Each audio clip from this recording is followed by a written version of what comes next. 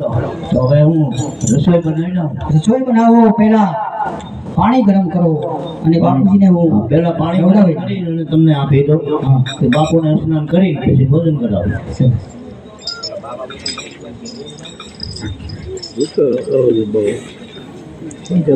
સ્વામીનાથ આ પાણી ગરમ થઈ હે પગ ધોઈને શરણામત લીધું નવરાવીને નાથ હે પલંગ પર પધરાવીને નાથ કીધા મીના નાથ કરતે ભોજન ખીર ના કીધા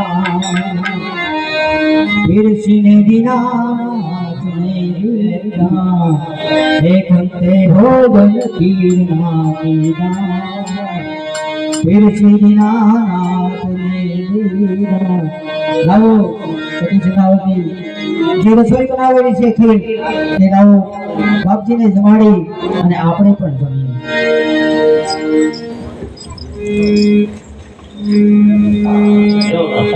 અરે લ્યો બાપજી આ કવળી ગાયનું દૂધ એમની ખીર બનાવેલી છે બાપુ જમી લો અને અમે પણ પછી જમીએ।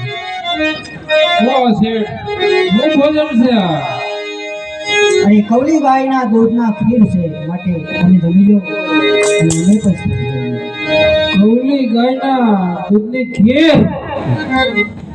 હા બાપુ, હા બાપુ, અરે આવું થોડો અમે ખાઈ એ જે ખીર ડલિયા મજાનતા નથી અમનો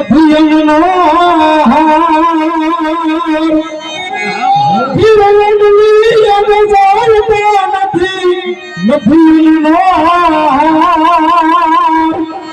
અમે ઘોરી માસના લોગી અમે ઘોરી માસના લોગી અમે ખાલી તાજુ માસવાણિયા તારી વાત કહે બાલો આઈથી ભૂખો રહે વાણિયા તારી વાત કહે બાલો આઈથી ભૂખો રહે। હે વાણિયા આ તારી ખીર રોટલી બીજા થોડા ખાઈ અમે તો અગર ભૂતના સાધુ છીએ અમારે તો માંસ ખાવા જોઈએ માંસ। અત્યાર સુધી મેં એવું ક્યાંય ધાર્યું નથી કે સાધુ માંસ ખાય અને આ સાધુ મારે આંગણે આવ્યા અને માંસની માંગણી કરી।